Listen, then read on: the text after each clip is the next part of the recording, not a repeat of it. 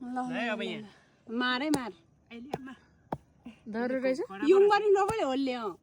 होइन त्यो फोहोर हुन्छ किन फोहोर हुन्छ म त जस्तो नै खान्छ पानी परेर यस्तो सफा छ त्यो छेली रस जति मम्मीको छ ढाडतिर पर्यो होला ताजी के बा भोसालो लिंगाल ढाटी चाहिँ हामी त स्कुलमा यसरी खान्थ्यो पहिला पहिला पटी घिक्ला चाहिँ च्याक चाहिँ हाल्नु पटी रोटी के त मलाई चाहिँ मिठो रहेछ यार हो घाम निरको के मलाई एउटा लिएर खै त मलाई चाहिँ नि क्या गुलियो यार मलाई ल्याउ एउटा छोरा